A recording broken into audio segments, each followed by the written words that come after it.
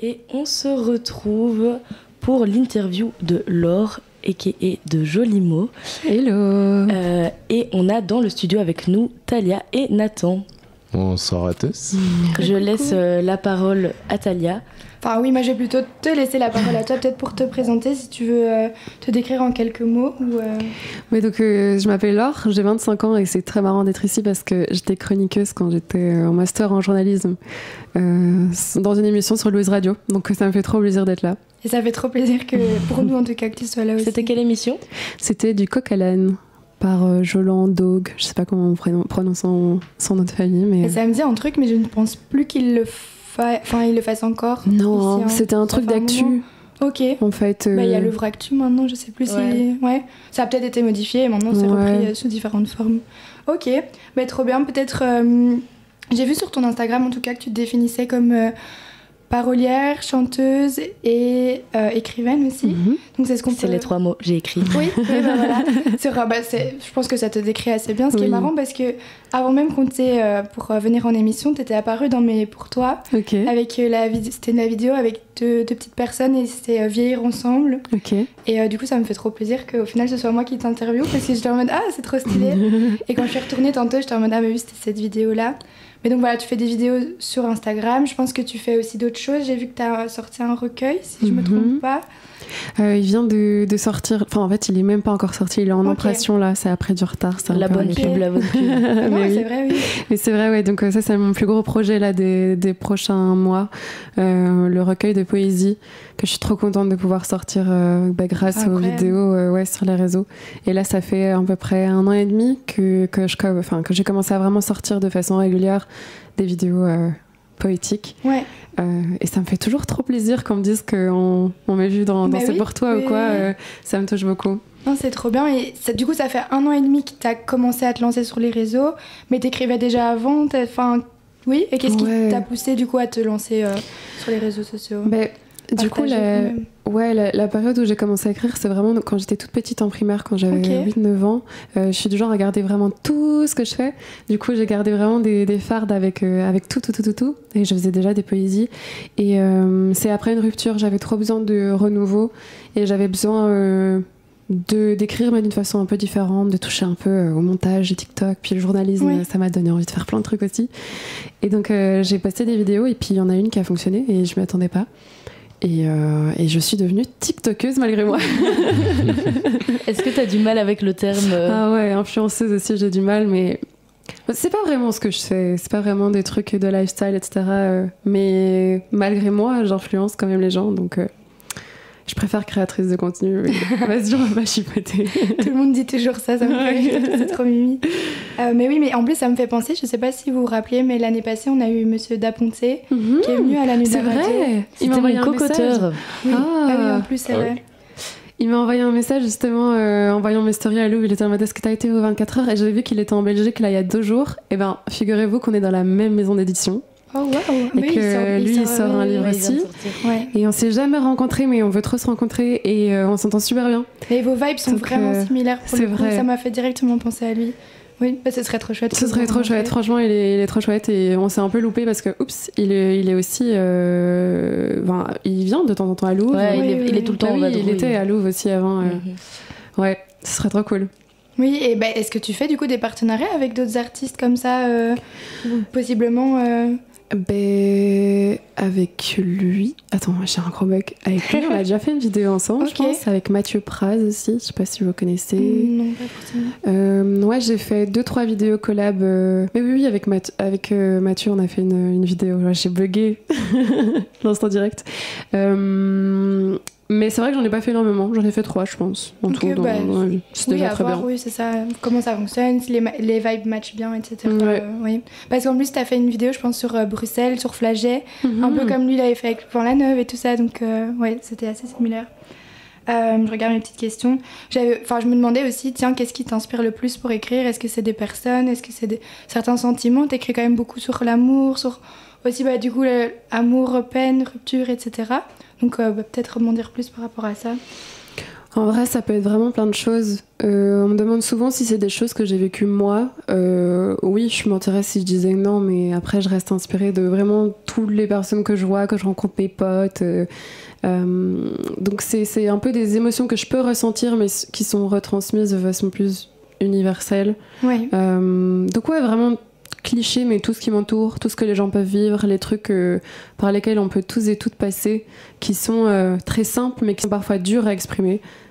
C'est ça, quoi. C'est la force un peu des vidéos, je trouve, en même temps le visuel et les mots que tu poses sur un truc qui nous dépasse un peu. Enfin, je sais pas si vous aviez été voir l'Instagram, mais c'est poser des mots sur des sentiments qu'on n'arrive pas à comprendre peut-être parfois, et c'est peut-être pour ça que ça fonctionne bien aussi, que t'aies autant d'abonnés, parce que les gens, je sais pas comment on dit en français, mais relate beaucoup à ce genre de ouais, allez, plus moi se représente, se retrouve, s'identifie, oui, voilà, c'est ça. Oui.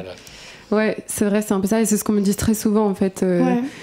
Ce que je reçois beaucoup pour le moment ces dernières semaines, c'est vraiment ce truc de ça me fait du bien, parce qu'il y a des choses qui, enfin, je parle pas de moi là, mais des personnes qui me disent ça me fait du bien parce que t'arrives à sortir des trucs de moi, ou sortir des mots que j'ai besoin d'entendre et de comprendre, et que j'aurais pas fait de moi-même, quoi. Donc ça, c'est assez fou de se dire que ça peut avoir cet impact sur les gens, puis même des histoires qui se règlent grâce au texte.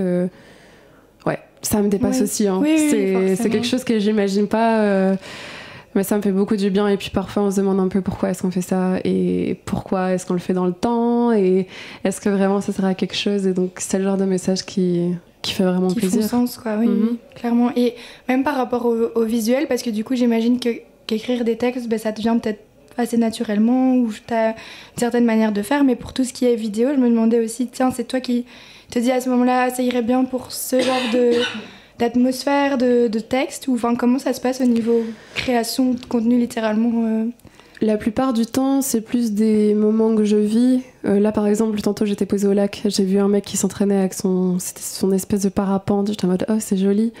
Je me pose pas plus de questions que « Oh, c'est joli ». Ouais. Et par contre, si oui, là j'ai vraiment une thématique, là je vais vraiment me dire ok, qu'est-ce que je pourrais aller filmer qui s'apparente à ça, notamment pour des clips de musique. Ça c'est un peu plus quand même visé, mais sinon c'est plus dans l'instant T, ce que je vis, ce que je vois, ce que je ressens. Ouais. Bah, c'est toujours un peu dans de la poésie et des choses comme ça, j'imagine. Oui. Et bah, du coup, est-ce que tu n'aurais pas un peu, si on va appeler ça comme ça, une recette magique de comment réussir quand tu veux te lancer dans ce genre de contenu-là? Est-ce qu'il faut... Parce que je trouve que tu as une voix qui pose très bien sur ce type de vidéos-là aussi, très calme, très posée et tout ça.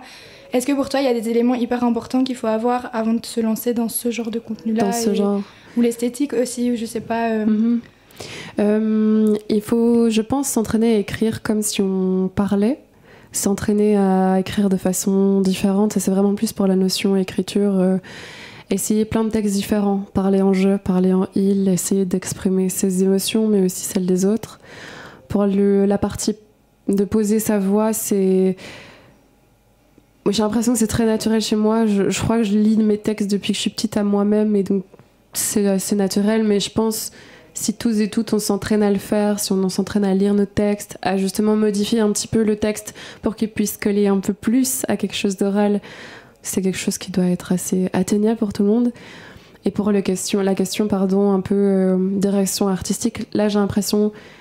Je sais pas si je pourrais donner un conseil, parce qu'il faut vraiment trouver son truc. Ouais. Et cliché à nouveau, mais l'authenticité, la spontanéité, c'est quelque chose de très important. Et avoir vraiment sa patte, son truc à soi, sinon ça fonctionnera pas. Si tu essayes de faire vraiment quelque chose pour copier l'autre, il n'y a pas vraiment d'intérêt, et ça prendra pas. Il faut vraiment que ça te prenne aux tripes, et que tu sors des choses qui te bousculent, quoi.